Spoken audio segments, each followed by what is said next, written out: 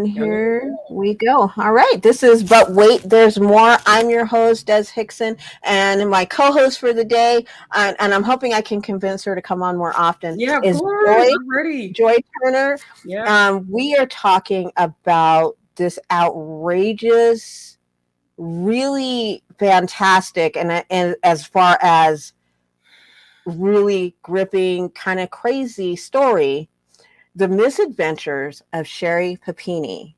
Misadventures. That's a good way to say it. I mean, this woman, whatever she thought she was going to do, I think she thought she had it really planned out.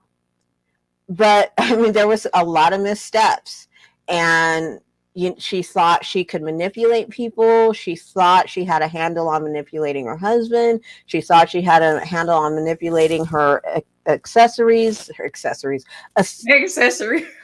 No, what am I looking for? Yeah, she did think she did, but for valid reason. She had gotten away with it in the past. She had gotten away with it in the past. But this, as we've been talking about it, I'm just thinking that there's so many parallels to that story, Gone Girl. It's the novel by Gillian Flynn. Okay. Even her psychological makeup is very similar to the main character in Gone Girl. I don't know about the husband. He seems like a super nice guy. Unlike Gone Girl, I don't know what her name is, because let me tell you, I was actually sympathetic to the wife in Gone Girl. I can see that narcissistic tendencies though, but her husband was a jerk. Okay. Yes, her husband was a jerk. I don't know why Ben Affleck seems to always play the jerk here. Because he's good at it. Yeah, but he was a jerk. He was, because they were the way that that Gillian wrote the story. I felt like, wow. I'm sorry. That's so. But so bizarre. So bizarre. It was the way the story played itself out was, what do you call it? A comedy of errors. A comedy of errors. And then she finally gave up, and nobody asked any questions. They just assumed that, what she said was golden because everybody believed her. I mean, look at that face. Look at that woman. Like I said, it is unassuming. It makes me, it does. She's total classic girl next door. Strings. It's so, it almost reminds me of that movie, The Hand That Rocks the Cradle, where you have with Rebecca De Mornay, who is just very innocent looking, who you can't believe, like very accommodating, agreeable, everything aligns. But like, where should we start in looking at this? I would say, we can start here. We can start here with the idea that, what was it? She came up missing. She came up missing. November 2nd, 2016. So this was almost oh goodness gracious. We were talking about math, and now I can't do math all of a sudden. About 6 years ago. So 6 years ago, she was kidnapped, or she disappeared, rather. She disappeared. And her family, her husband, her parents, got on TV and begged for her safe return. Right. On the day of, what we talked about is Sherri, her husband, Keith. I always forget his name. I think it's Keith. Keith. Yes. Papini, and the two kids. Two adorable kids. To work. Sherri takes the kids to daycare. Two kids to daycare, and she comes back home. About 10 o'clock that day, she texts Keith and says, ask him, "Are you coming home for lunch?" He says, "No, too busy doing other stuff." That's right. So Sherri goes for a run, and somewhere on her run, she disappears, according to her husband. And when he comes home at the end of the day, he expects to walk in and see his wife and kids. They're not there. He calls the daycare and asks, have the kids picked up? They've been picked up. They haven't been picked up. He then, tries to find Sherri on, find my phone, find my friend or whatever. And he sees that her phone is like at the end of their street or something. So he, goes down there and finds her phone with the headphones in, lying on the Yeah, sidewalk. that would freak anybody out, right? Right, as if it had been snatched off. And so, immediately after he goes back home and calls the police. And from there, he calls the Redding, California Police Department, says, my wife is missing. She was picking up the kids. She went for a run. I found her phone, took a picture of it. I feel like she's missing. She's never not picked up the kids and everything. Right. Because when you think about all the things that she went through to make this happen, what she did to her kids, it was pretty crummy. Anyway, I'll say as a mom, one of the things that is steadily on my mind every day is picking up my kids on time from day school. It's an ever resounding thing where I'm just like, this is a responsibility that I have. If I don't do it, imagine a kid just sitting for hours with their parent not there. Exactly. It's just really cold.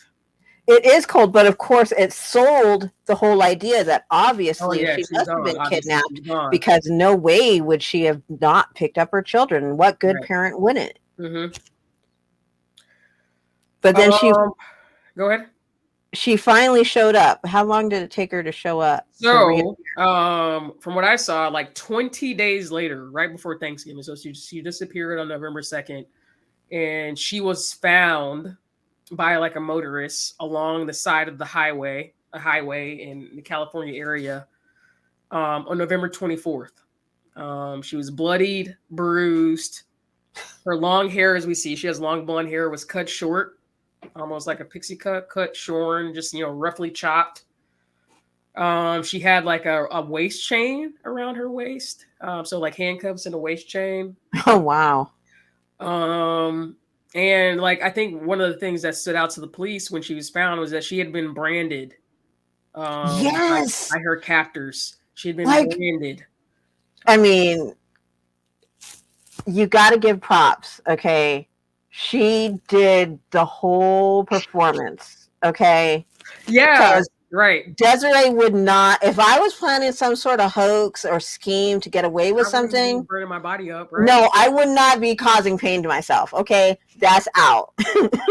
And so not only was did her captor supposedly brand her, as she would say, but she had lost a good amount of weight. I think her if you look at her missing poster, it says 105. Let's see. By the time the police found her and she had escaped, quote unquote, she was 85 pounds. So let's just say she had lost 25 pounds in 20 days, which for a small person is incredibly hard to do. So, throughout her captivity, her quote unquote captivity, she lost 20 pounds, been branded, been bruised, beaten. What she told the police was that she had, been forced to urinate and, do her bodily functions in a bucket. And then just I'll get into this now, that she said, once she came back, found on November 24th, right. Husband sees her, he's devastated, doesn't recognize his wife. But of course, everyone is interested in hearing her story. And Sherri Papini later says she doesn't want to talk to the police, but at the time she does talk to police. She actually ends up talking to the police, FBI, who find her. Right. Yeah, and she says one, I was jogging and a car pulled up to me and I was snatched basically by two Hispanic women. I was snatched by two Hispanic women. Right. Hold on a second. Let me pull that up. One was older. You're right. This is the sketch that she apparently gives. One older, one younger. We drive for a few hours and they take me to a house where I am put into a little room. I am handcuffed to a pole. And like I was saying earlier, I'm forced to do my bodily business in a bucket. Sherri Papini added a little spice to it and said, at one point I suggested to them that they give me cat litter so that when I went, I could actually, go into the cat litter and it'd be easier to clean up. Very creative. Right. But she says throughout that she is, for them to harass her, they play loud music, loud Mexican music, she calls it. She asks, can I help clean? Can I help cook? but they all say, no, we just want you to both say no. We just want you to remain here. And she even says that while they mostly talk in Spanish, she can understand them saying stuff like gambling and payments and like all these things that sort of allude to sex trafficking and specifically Right. sex trafficking by a police officer. And so she says, a couple times I tried to escape. One time I tried to escape. I came back, or they found me and they dragged me back, and that's when they branded me. The two Hispanic women said that your buyer likes to have his women branded, and that's why we did it. And so, after that, again, she's branded, tied to a table, and she goes back into captivity. How she supposedly, what she tells the police, how she escaped is really vague. And like she says, I don't remember a lot of it. But what she does remember is the younger of the two women saying, I think Sherri is sick. And the older woman saying, no, I don't, who cares? We're not going to get her any treatment. Who cares? And that at some point they fought and they argued and, a gunshot went off. And then hours later, Sherri is coming in and out of consciousness for some reason. But hours later, the younger one comes, picks her up, and she wakes up at some point in a vehicle of the younger Hispanic person. Younger Hispanic woman is driving, and she gets, tossed out onto the highway. Basically, alleging that the younger Hispanic woman decided that I was too sick to be captivated, or too sick to be in captivity, and I needs to be freed. And so she went up against the older Hispanic woman and decided that she was going to go out by herself and free me, and I got freed. And that's how she was found. Goodness. From what I understand, though, the police find her, they bring her husband in, and from the start, there's this sort of, very visceral reaction to her appearance. She's branded, bruised, hair cut short, skin, lost 20 pounds. But at the same time, like, the cops are immediately suspicious. And that's interesting from a cop, because we usually think of it as incompetent, because they do act incompetent sometimes. Right. Oh, you know what? We didn't even share your credentials. You are a former police officer, right? I'm a former police officer. That's one thing I'll add. A former police officer.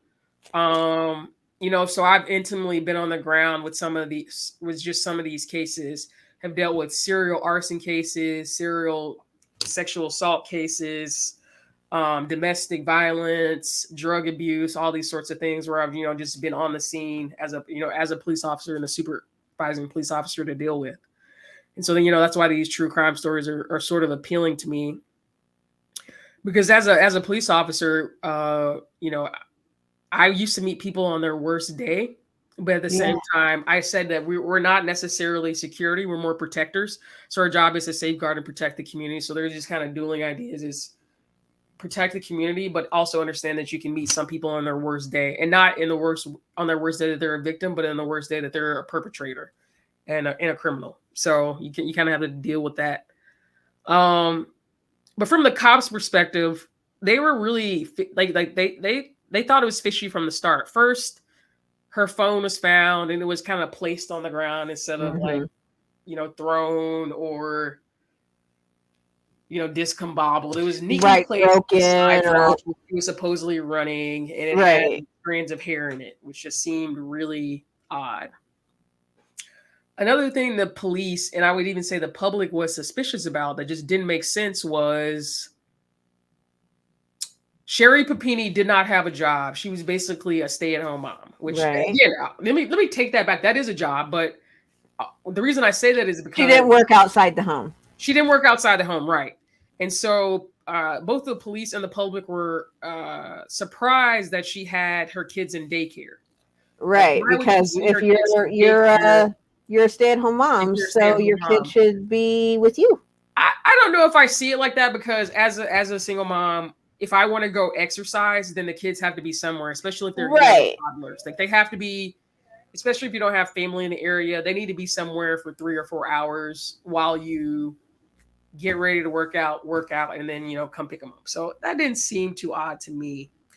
But another thing the neighbors said was, okay, she supposedly was going for a run, but we never saw her run. Like she didn't. This was new. Even though Keith said she had been doing it for a long time. Like, no, we actually never saw her. Yeah. And so, really, over the last 6 years, there was this real thought process from both the police and the public that this doesn't seem quite right. Like she was randomly abducted by 2 Hispanic women who decided to release her. She just so happened to have the kids at daycare. She just so happened to be running, which she never did. Her husband just so happened to be not coming home from lunch. Oh, and yeah, she has a history of lying. Like way too many coincidences there. Right. She has a history of lying, which not only a history of lying, but a history of fraud and a history of trying to take advantage of people. So if you look back at Sherri Papini's history, one of the things her family will say about her, throughout her young adulthood was that she always wanted attention. She was always kind of lying and fabricating facts to get attention. And she would often just take advantage of people for her own benefit. So when she was 18, I think she was caught. What did I write down? I think it's here. Ooh, I just got a bug in my throat. Oh no. I'm looking for the note there, what her family said about her. But I'll try to, I've seen a couple of interviews where ex-boyfriends said that she was a compulsive liar. She could not help herself. Liar. Her boyfriend from her church camp, where she was a counselor, said she was a compulsive liar. Not only did she have a boyfriend from her time as a youth counselor who said she was a compulsive liar, but apparently as a 20-year-old youth counselor, she dated a 15-year-old, which just shows, to me, her propensity to manipulate.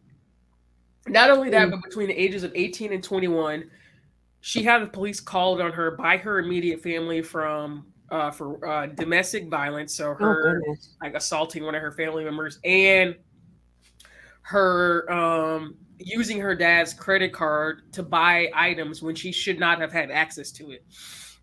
When she was arrested for that credit card fraud, she said, "Oh, I accidentally got them confused." But what her dad said was, "No, Sherri should have never had access to my card. There's no reason she should have gotten them confused, right? Because she should have never had access to them." So when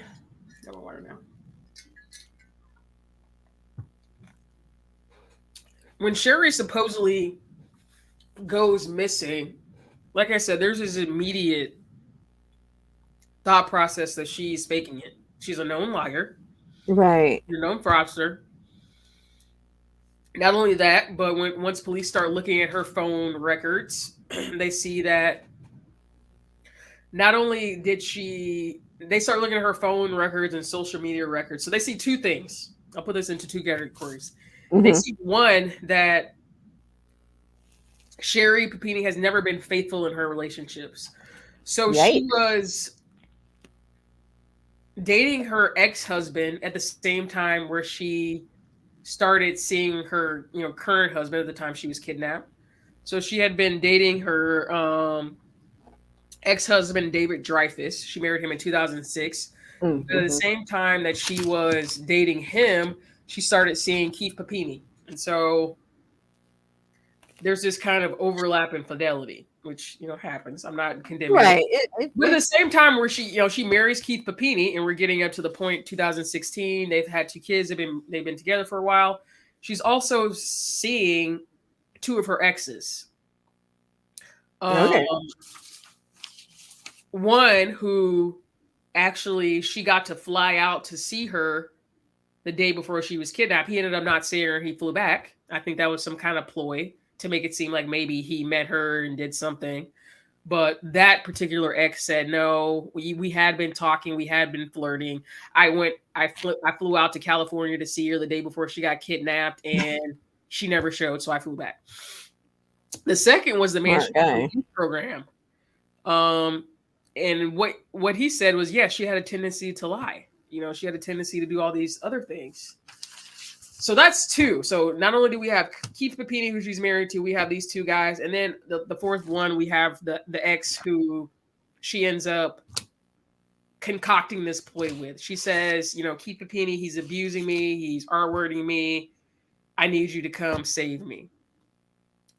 So on November 2nd, her ex James, she tells him to rent a car, come down and get me. He rents a car, picks her up at this, you know, the scene of the kidnapping. She lays her phone down. She gets into his car.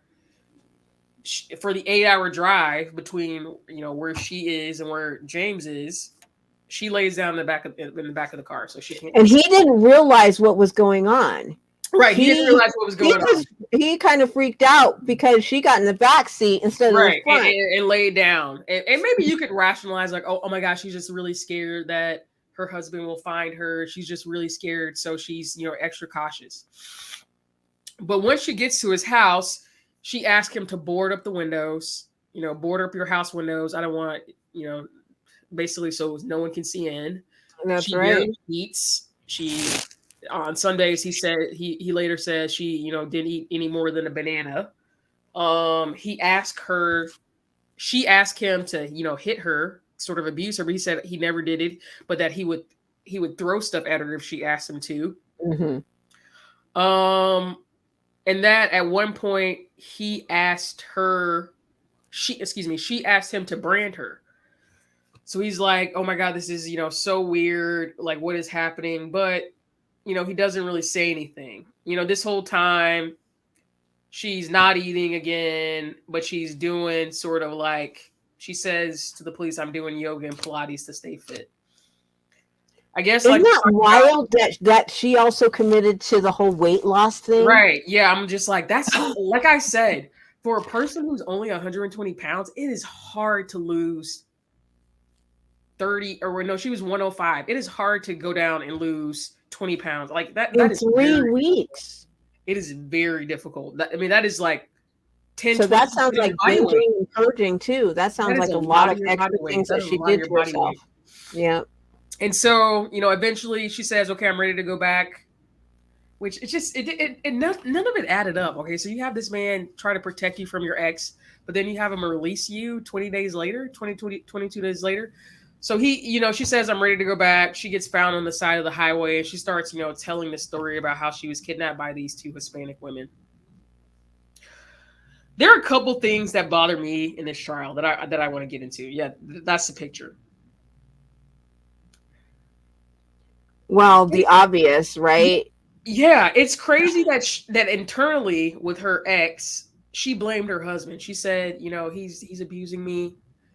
But when it came time to talk to the police, she decided to really focus on this ethnic group who is in a lot of ways marginalized in South California, who she said, you know, tortured her and sold her into sex trafficking. I mean, we know this phenomenon, the missing white woman syndrome, right? Where the media gets up in arms about missing white women.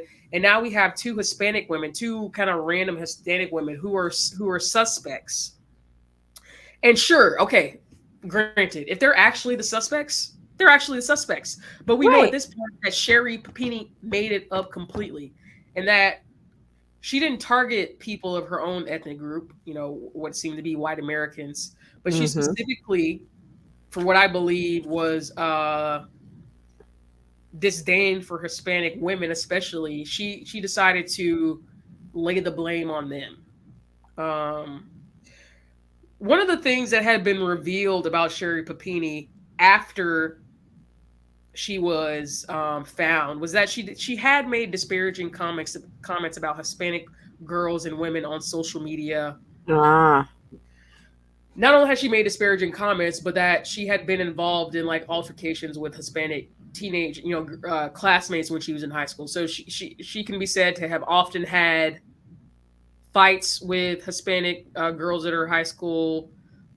She said they picked on her and made fun of her as a, you know, when she was a volleyball player, I believe. And so she had a disdain for them. And then, on these what media pundits have deemed like white supremacist sites, there have been posts attributed to Sherri Papini that talk about how Hispanic girls and women had always been jealous of her, and how she had tried to be their friend, but how they never Oh, liked her wow. because she was pretty and all these things. And um, what it started to look like was that Sherri Papini had decided to uh, falsely blame two Hispanic women because she had these, what I deem sort of stereotypical racist ideologies about Hispanic girls, that not only like did she have this need to lie and be the center of attention, but she also had this need to be hateful in a way, like to just be mean, like to just disparage a different group of people, in a sort of like competition. Like, I'm in competition with Hispanic girls, and so I need to make sure that they have a bad reputation by accusing them of kidnapping. Yeah, so it's almost like part of their scheme. Right. I need the attention. Like Sherri Papini said, I need the attention, and I don't want them to have the attention. I don't want these Hispanic girls and women to have the attention, because like I said, as we know, in California, the population is pretty much majority white, or mostly white, mostly Hispanic, as in South American Hispanic, Central American Hispanic, and then Black and Asian. But in a lot of parts of California, it's mostly white and Hispanic. So, I mean, in these schools where everybody picks on everybody, and you have somebody who is as pathological as Sherri Papini, I can see her having this need for attention, but also wanting to disparage other groups of girls who might have any bit of attention. Right, kind of like it comes to mind Susan Smith, when she, even though she was the one that had drowned her little boys, she blamed it on carjacking by two. Yes, exactly. Yes, or whatever. Exactly. And so I would say, like, about this case, and like one of the distinctions I'd see between this actual case, Sherri Papini case, and Gone Girl, the book and movie, is that in Gone Girl, Amy, who's the main woman character to Nick, the husband, Amy seems to, as sort of petty as it is, she seems to have a motive. Like, my husband cheated on me. He moved me out here where I'm isolated and alone, and he still decided to cheat on me. Like, here's my revenge. Yeah, she did it to make him pay. She wanted to make him pay. With Sherri Papini, who is she making pay? Right. She decided who gets hurt here? Attention. She wanted to be like all of her family had said, all of her previous friends had said. She always fabricated tales. She always wanted to be the center of attention, and she seemed to have a disdain for this ethnic group. So unlike in Gone Girl, where Amy seems to like, okay, I'm getting my husband back, Sherri Papini is some sort of, I'm not a psychiatrist, psychologist, so I can't say a mental illness, but it did seem to be that she had her desire to be the center of attention and for people to care about her and be focused on her seemed to be harmful. It was harmful. Mm-hmm. She would lie. She would scam. She would fraud. She would waste all these police resources. She would waste all these people's time. She would devastate her husband, devastate her kids, devastate her family, devastate a community just so that you could divorce your husband? Like, you didn't even divorce him, like, in the long run. Like, you already had 3 side dudes. Right. I heard one of the theories I heard was that she was just bored. And she was looking for a way to drum up some excitement. And I mean, 3 boyfriends, you would think would be enough excitement, busy, right? But I mean, like I said, my theory might also be that maybe she read that book. I mean, it just seems really weird, some of the parallels there, right? Something fun. I mean, the ex-boyfriend, the being I disappeared. have encountered people who fabricate tales and kind of they don't completely lie, but they will exaggerate because Right. I feel like they have an innate need to be focused on, to be the center of attention. Like Right.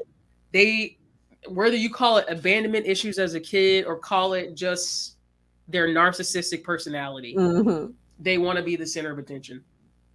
But yeah, I like I said, one of the theories I heard, she just wanted some excitement, but it didn't hurt that she became the center of attention. She was on the news every night.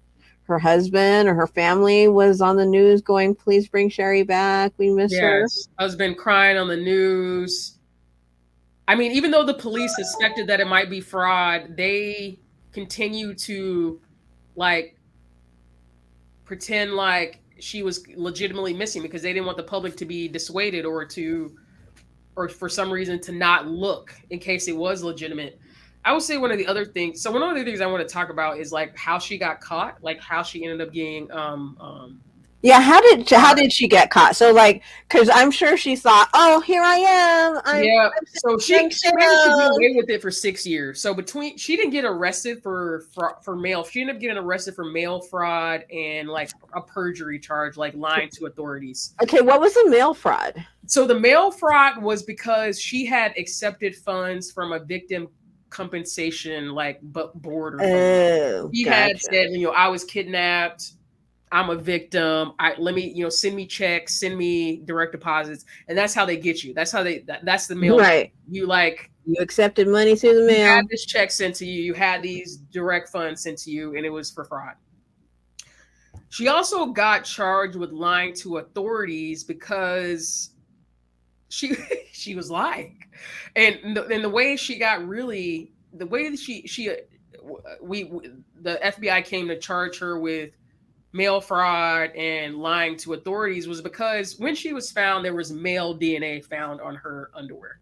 Right, even though she said only 2 women kidnapped her. Exactly. So throughout the whole time, she had been adamant that it was only these 2 women. And so the police were like, we have this unknown male DNA. It's not your husband's. It's not your, potentially your kids. I don't know what the gender of her kids, but it's not your kids. You said it was only 2 women ever. So where did it come from? Well, in early 2022, we have this technology now, 23andMe, Ancestry.com. Yep. DNA tracking, baby. Damn. The unknown male DNA is matched to people who had done the 23andMe DNA testing. And I believe the way it went is the person that it was matched to only had 2 sons. Like it can only be these 2 people. It's not the cousin, it's not the, grandfather. We can determine by this DNA that it belongs to this, basically this group of 3 people, either the father or one of the 2 sons. Right. Well, one of the 2 sons was James, Sherri Papini's ex, who basically when she had pretended to be kidnapped, she had actually gone to his house. And so they, FBI pings James and say, "Hey, James, your DNA popped up. Somebody in your family, at least, somebody in your family's DNA popped up on Sherri Papini's underwear. Like, what have you?" And, from that point, James confessed. And so police said, okay, James has said she had me pick her up. She had me board up the windows. She had me throw objects at her to bruise her. She had me brand her. And the police said, it lines up. Like his rent, one of the other things is she had me rent a rental car. That lined up. The California toll lined up going from here to there. The obviously it matched his family's DNA. And so, from there it was basically a wrap. And this is early 2022 where the authorities are finally able to say, "Hey, Sherri, this unknown male DNA, we matched this to your ex." So his name was James Reyes. Yeah, James. Yeah, right. That's crazy.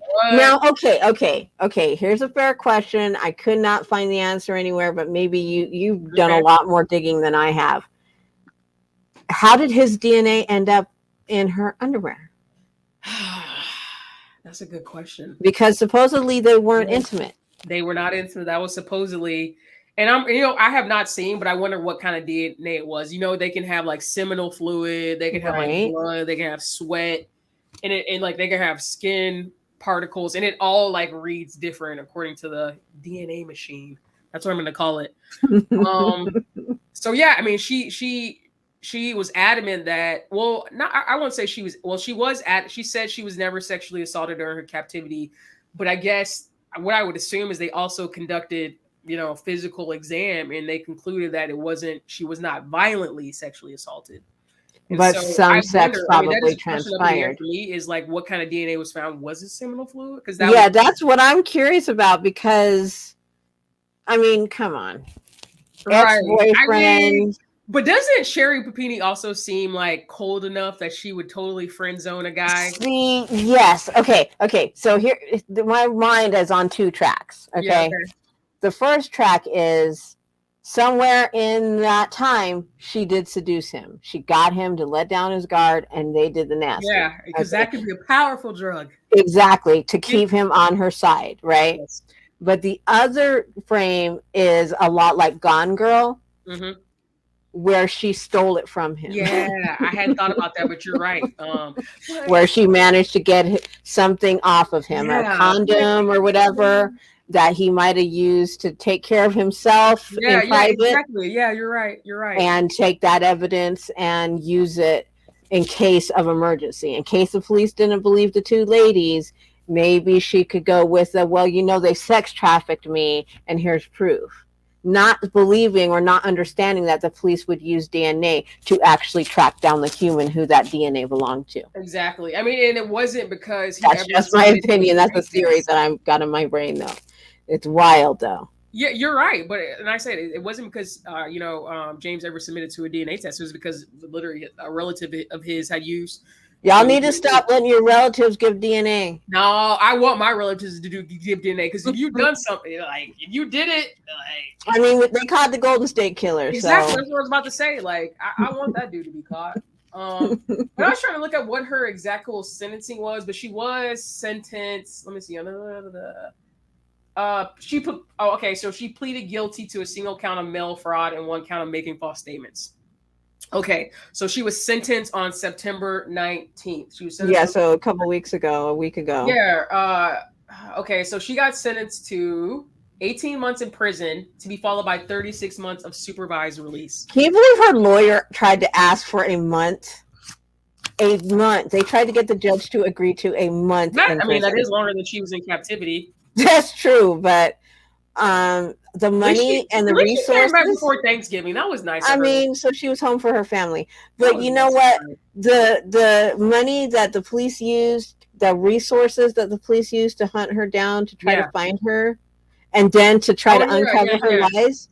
You're right. No, that's part of it. She had in order to pay $309,900. She's got lots of restitution to cover too. And did they shut down her GoFundMe once they found out she was, or had she already collected the money at that point? I mean, that GoFundMe was from so long ago. It was from like 6 years ago. Yeah, so it was probably already cashed out. Yeah, it was paid out. It was used supposedly for a ransom, or to tell kidnappers will pay the ransom. But yeah, I mean, so one count of mail fraud, one count of lying to authorities, sentenced to 18 months, 36 months supervised release, and about a $310,000 fine. I feel, if I were to think about it, I feel bad for the kids, but I will also say this is my lingering question that through all my research, I have not been able to come to get an answer for. Maybe there is no answer. Maybe we've already answered it. Like, what was the motive to go this far to where, I mean, you could beat yourself up at home and say your husband did it and just go to the police. Right. You could beat yourself up. Well, she had done that. She had done something similar to that in the past. She had hurt herself and then exactly. that her husband had done it. But you could do that. You could go to police, and you could even still reach out to your ex-boyfriend and say, "Hey, I need you to come get me." You didn't have to kidnap yourself. Well, this is a low level scam, because remember back in I've discussed this in other places, like on Clubhouse, there was the case where that woman convinced the cop in one state to come and kill her husband in another. Oh God, I don't know. And they were meeting in Nevada on a regular basis because she was like an Avon lady or whatever. Oh, people do. No, excuse me, she was a Mary Kay lady, and they were doing When they're conventions. in Yeah. lust. So, but that actually involved murder, right? That is. But yeah, it's crazy. And she did not have kids. No, she did have kids, but not with her husband that died. But I don't know. You know, when somebody has certain personality disorders, they do things that you and I, with our regular, our neurotypical brain or whatever, don't. I mean, we and you think that's outrageous, that's crazy, that's fantastic. No way, it's too much work, right? But somebody like Sherri Papini, people like her, they want it to be as complicated as possible. Why? And you've seen how Sherri, if you've seen the interrogation videos and stuff, Sherri thinks she's smarter than everybody else. That's why it's so complicated. That's why she went, see, look at me. Even though she's caught, we're still fascinated with her, right? We're fascinated that she went 22 days without eating. That she managed to convince some old ex-boyfriend to come and kidnap her, air quotes. Yes. And take her away. And she didn't offer him sex. Okay. Right. I hate to say it, but she has some ability to manipulate. Yes. Charm. Yes. I mean, it borders on some of the serial killers we've been talking about. Exactly. But she managed to get to the line without crossing it to make it a serious, quote unquote, crime. And I find that quite fascinating, because she could have done almost anything. She could have got the boyfriend. The way he was acting, she probably could have convinced him, because how many true crime stories do we hear about where some woman has convinced her boyfriend or ex-boyfriend to kill her husband or partner? I shouldn't even say boyfriend, their lover. He's driving 8 hour. Yeah, I believe it. Yeah, I mean, he would have got caught up way worse. And he probably went on with his life thinking, "Oh, they're not going to find me or whatever." But in other cases, they do come forward and confess, because they didn't mean to. Because as soon as the woman or the lover is safe, the victim, we'll say air quotes, is safe, all of a sudden they forget the person that helped them commit this crime. And now they're feeling guilty about the lies. Luckily, in this case, murder was not part of the recipe. It was just attention. Thank goodness, right? It was just a woman that needed attention. And she continued to feed off of that attention straight into the police interrogation, straight into the courtroom even. The speech that she gave, and I don't have the clip. I should have clipped it. But the speech that she gave was so eloquent. Really? But it was such word salad. Still manipulating. Yes, it was such word salad. I was like, listen, lady, just sit down. The only reason you're even here, you're crying wolf because you got caught. You don't care. You don't care about the other people. Think about this, that it only rarely comes up in conversation. Think about the women that did go missing, that did end up dead, that were not being looked for. They were not looked for. The resources were there. Again, missing white woman syndrome. We saw, God bless her soul. We saw Gabby Petito. Yeah. John Benet Ramsey. We see it with the Sarah McCann girl. They're still looking for her. Girl in Aruba, Natalie Holloway. Yep. I mean, it just happens over. I can spout these names off because they have been in the right. They're in the news constantly. There's podcasts that keep popping up about them. There are news story reviews. And I say that like even today when I mentioned Dahmer earlier, we've got multiple Dahmer scripted series. Where's the Wayne Williams Atlanta missing and murdered? Yep. Where's the Sam? Where are we focusing on victims who are not like white men or white women. Right. There's more serial killers than Ted Bundy and Jeffrey Dahmer. That is true fact. Very weird. I mean, it's not necessarily a Hall of Fame we really want to be a part I'm not of. like trying to like get us into it, but I'm just saying, when it comes to the victims, like we talked about, is the bad part about this is Sherri Papini wasted resources. She was not truly kidnapped. She was not missing. And not only that, but she then kept giving these statements to FBI. She took one of the things she got convicted on, she took funds from a victims compensation group. Right. Like, this is supposed to go to actual victims. Yeah, so they considered that fraud, theft of resources or whatever that she wasn't entitled to. And didn't need it. She didn't. No, she never needed that. Well, they weren't poor or destitute either. On me and being fine on her own. Yeah, that's one of the, goodness gracious. That's one of the fascinating things, is that after her kidnapping, she was still trying to collect and raise money. And she has super fans that were trying to help her too. Oh God, I'm sure she does now. I'm sure she's gonna get. Oh, absolutely. Well, that's the thing. Her husband is now divorcing. If it hasn't already went through, I think he might have filed the papers when she got charged. Right. Hold on. It might have already been completed by now. But she will have super fans. She will have the ones who are writing her, giving her commissary, making her clothes, all sorts of things. Yeah, she's a beautiful woman. She is extremely manipulative, and she did not commit murder, right? Right. So, yeah, she's going to have a lot of leeway. She's got a lot of leeway. She's going to, if she hasn't already, she's going to show up on Dr. Phil, and he's going to help her find some way to do emotional restitution. A reality show after 18 months. Of course, recovery. What happens after you've been a victim and the assailant of yourself? You know, I don't know. Definitely be a victim. Like I mean, we've seen so many scammers lately. They're all victims. Yep. Oh yeah, my poor mother. My father didn't love me. I needed the money for this, or I was just trying to.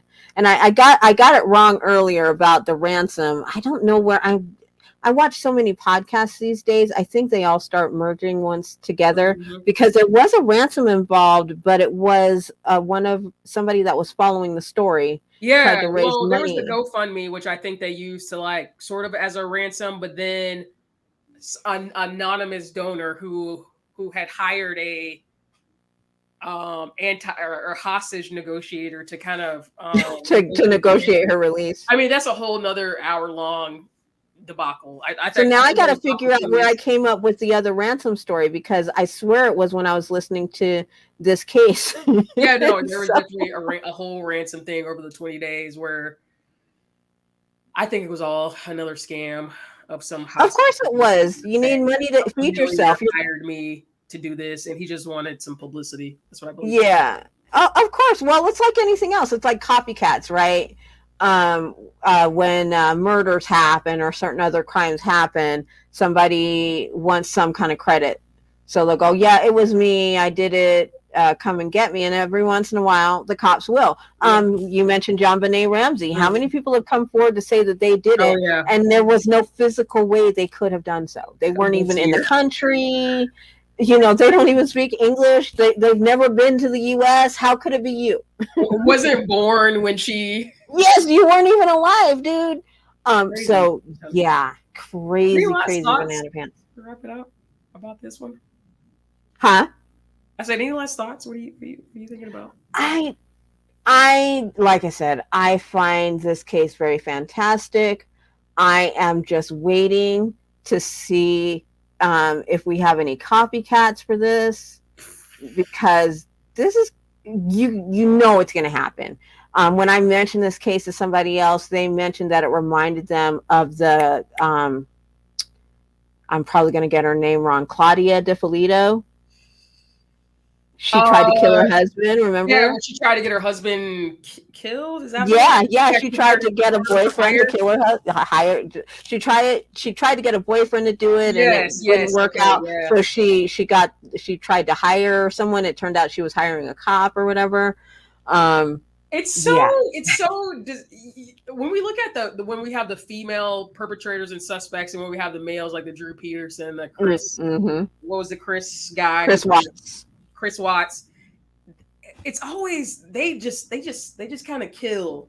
It seems like the women try to manipulate in a way to either get their lover to kill or to in Right. some way like It keeps their hands clean. yeah, they don't get dirty like the men do. It's very distinct to me.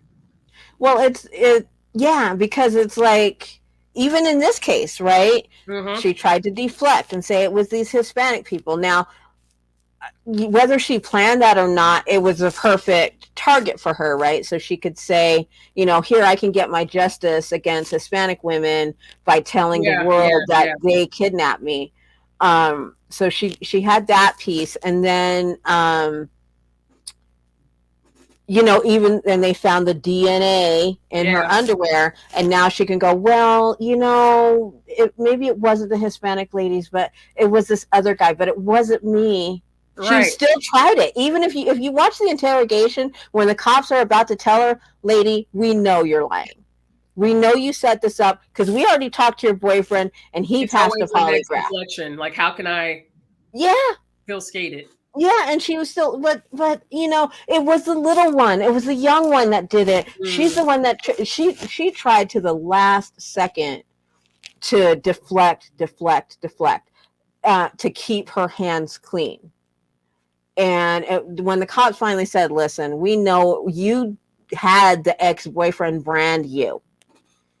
He told us all about how you convinced him to throw things at you, how you got in the back seat of his car and hid, and he didn't understand what the heck you were doing. Lying. Yeah, he's making it up. It's told. No, but no, what she said was, in that interrogation, she was going, it couldn't be him. And what I believe she was saying was, he didn't tell you that. No, it wasn't him. Yeah. But the cops were like, lady, we got you dead to rights, but we're going to let you bury yourself. Royal. Like, literally every other man had been, really. Yeah. For the most part. Just doing whatever she wanted them to do. Oh, exactly. And her husband was there, and she kept looking to him for support. And the cops were like, listen, lady, we've been playing nice with you for 6 years. We're done. We are finished. Let's get this over. It's crazy that it took them 6 years, and I do believe it's because of who she was, like blonde, blue-eyed, who accepted. But you know what, though? According to several articles that I found, at least one of the cops on her case was like, I know she's lying. I just don't know how I can prove it. Because her family was fighting against it. Her husband was calling everybody kinds of names and everything. So she had a lot of people defending her because of who she was. And, the whole blue-eyed white woman syndrome. Yeah. And it's like not to take anything away from women who are actually missing, who are actually, who meet the ultimate end. They're those. They deserve attention, but, the attention that this woman who did not need or deserve it took from people who really could have used it, that's something we'll never be able to get back. Those families will never be able to get justice in those cases because of the lost time that was wasted on this lady. Yep, that's what I said. Well said. All right. So what do you think? I liked it. I'll be back. All right. Well, tell us your credentials again. Do you want people to message you with stories or whatever? Police officer, true crime. If you're a junkie like I am, we're like totally junkie. Joy and I end up doing rooms together a lot. So she doesn't know it, but she's my co-host. She's my permanent co-host. So we're gonna plan something. I'm good with that. We just gotta figure out because I love talking true crime with her. Easy. So. I'm pulling out. But no, for next time. No, I'll be back. So do we have any ideas of what we might want to explore next? We got to look at scams, and we can look at scams that are like bloody or whatever, but we want to but we're going to try and keep it like not so bloody. But there's one scammer that I'm really fascinated with still, and it's been like 20 years. Sante Kimes. Now that includes blood. That includes blood. But this woman got her son to kill for her. Oh gosh. Okay, that is pretty. Okay, so let's look into that one. Let's do that one then. All right, because All right. nobody's talking about that one anymore, but it's still a juicy little. It involves politics. It involves the super rich. It involves elderly people. It's got all the kinds of scams in there, and it's got a little bit of murder. So let's do that. All right, but thank you for watching. But wait, there's more. Thank you, Joy, for joining me, and we will see you all next time. Alrighty, bye.